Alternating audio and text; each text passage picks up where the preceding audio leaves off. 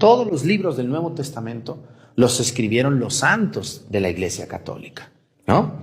Todos los libros. Por eso los protestantes cuando toman la Biblia y dicen que su Biblia y que ¿cuál Biblia? La Biblia la escribieron los santos de la Iglesia Católica y ellos se la robaron en el siglo XVI con su Lutero y otros seguidores del... Pero la Biblia ya estaba y la Biblia la utilizaban solo los católicos. Fíjense nomás, ¿eh?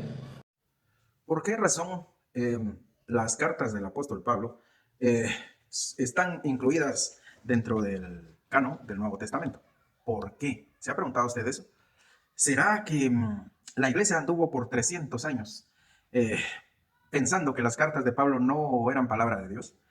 ¿Será que la iglesia anduvo por 300 años sin saber que esas cartas eran inspiradas divinamente? ¿Usted se imagina eso? 300 años. Es que mire, se dice fácil, pero 300 años, si hablamos de 300 años, estamos hablando aquí en América Latina, hace 300 años, todavía estábamos bajo el dominio de la corona española, en la época colonial. Imagínense cuánto tiempo hace. 300 años, es mucho tiempo. Pero según la religión papista, la iglesia estuvo por 300 años andando a ciegas, solo con discursos orales, hasta que ellos tuvieron a bien hacernos el favor de declarar las cartas de Pablo como palabra de Dios, según lo cuentan expertos en la exégesis, como Luis Toro o Cornejo, o alguno que otro apologista por ahí. Mire, 300 años. ¿Qué le parece? Eso según las fantasías animadas de la religión papista. Pero miremos qué dice la Escritura. Miremos, mi tesis, la tesis que yo defiendo es que la iglesia del primer siglo consideró tanto los escritos de Pablo, de Pedro, los 4 evangelios y todos los documentos que componen el Nuevo Testamento, desde que fueron escritos, la iglesia los consideró palabra de Dios. Y desde el primer siglo, la iglesia los fue juntando, la iglesia los fue teniendo. A medida que la iglesia los adquiría, a medida que llegaba un documento a una congregación, era copiado y rotado para otra congregación. Entonces, esa es mi tesis. Y he estado comprobando mi tesis con argumentos bíblicos. Hoy vamos a hablar de las cartas del apóstol Pablo. La palabra de Dios nos dice en la segunda carta de Pedro. Acompáñame por favor al capítulo 2 segunda de Pedro, capítulo 3 y versículos 14, 15 y 16.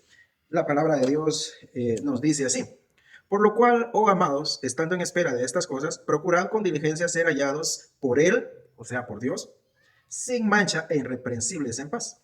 Versículo 15.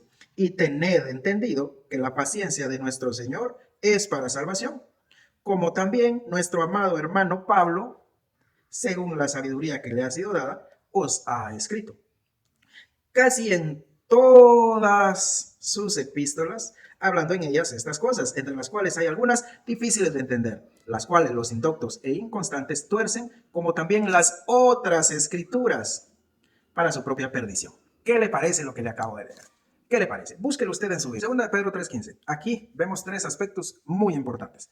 Se los leo. Dice: y tened entendido que la paciencia de nuestro Señor es para salvación, como también nuestro amado hermano Pablo, según la sabiduría que le ha sido dada, os ha escrito. Mire, 3 aspectos bien importantes que hay ahí. Número 1.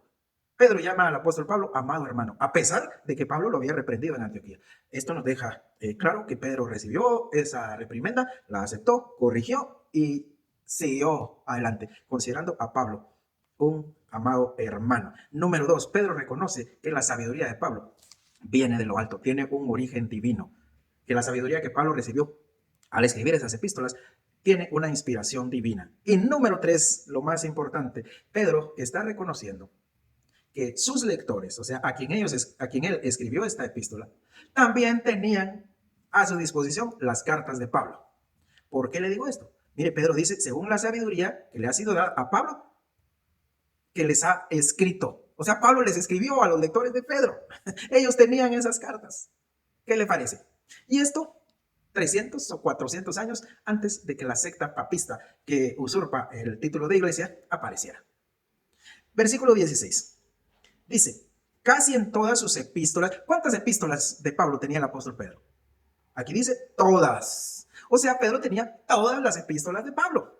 Sigo leyendo. Hablando entre ellas de estas cosas, entre las cuales hay algunas difíciles de entender, los cuales los indoctos e inconstantes tuercen, como también las otras escrituras. ¿Qué le parece? Mire, esta expresión es fundamental. Usted la tiene que tener marcada aquí en su Biblia. El apóstol Pedro dice que los indoctos e inconstantes tuercen las cartas de Pablo, al igual que lo han hecho con las otras escrituras. Miremos aquí dos cosas bien importantes. Número uno, esto nos deja demostrado que hasta los indoctos e inconstantes, los que no eran fieles a la iglesia, los herejes, llamémosle así, porque tuercen la escritura, hasta ellos tenían acceso a las cartas de Pablo. Hasta ellos tenían acceso. No como la religión papista les ha hecho creer a la gente que era muy difícil, que era muy costoso tener una carta de Pablo, que mire, hasta los indoctos e inconstantes tenían acceso a ellas. Y también los lectores de la carta de Pedro también tenían las cartas de Pablo.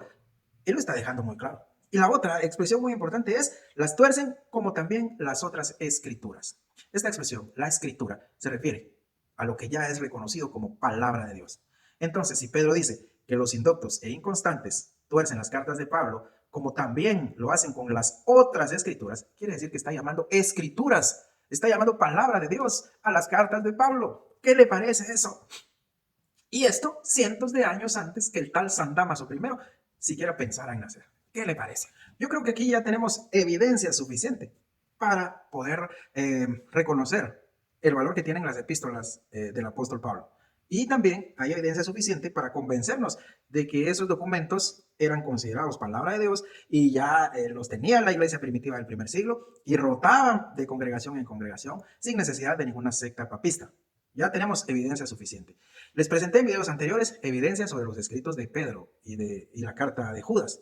Evidencia sobre los 4 evangelios. Evidencia ahora sobre las cartas del apóstol Pablo. ¿Cuánto llevamos ahí? 4 evangelios más 14 cartas del apóstol Pablo, porque a mi manera de pensar, la epístola a los hebreos es de autoría paulina, pero esa es mi manera de pensar. Entonces tendríamos 14 más 4, 18. Más las epístolas de Pedro, tendríamos 20, si no estoy mal, la carta a Judas, 21 de 27. ¿Qué le parece? Y podemos seguir adelante. Vamos a seguir adelante demostrando por qué los documentos escritos por el apóstol Juan deben estar en la escritura y por qué creemos que la iglesia desde el primer siglo ya los tenía junto con los demás. También vamos a hacer lo mismo con la carta de Santiago y con el Apocalipsis. Y creo que ahí estaríamos ya completándolo todo si no me equivoco. El caso es, hermanos, que la misma palabra puede demostrarse a sí misma. No como este señor, don Toro, que aparece diciendo que el Papa San Damaso I fue a Tesalónica y trajo la carta de los tesalonicenses. Fue a Roma y trajo la carta a los romanos. Fue a Filipos y trajo la carta a los filipenses. Y él le dijo al mundo, esto es palabra de Dios.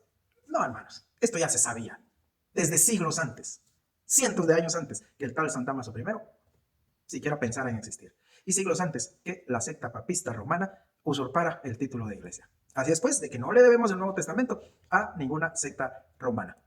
Vamos a seguir adelante, hermanos. Tome nota de los versículos que le doy. Estudie el argumento que le doy. Si encuentra fallas en mi argumento, corríjalas, investigue. No se quede solo con lo que yo le digo. Pero lo que yo quiero, más que cualquier cosa, es que usted, hermano evangélico, sepa cómo responder ante estas preguntas que ya están trilladas y ya están refutadas. Que a usted no lo vayan a dejar callado. Ese es mi deseo y es la razón de ser de este canal. No es hacer debates, no es cosas así, porque yo sé que un apologista católico, para Dios no hay nada imposible, pero difícilmente va a entender las verdades de la Escritura porque él ya va con una mente prejuiciada. Por eso es de que este canal no fue hecho para debates, sino este canal ha sido creado para enseñarle a usted, hermano evangélico, cómo responder, que no lo muevan de su fe y que no lo dejen callado. Que el Señor le bendiga.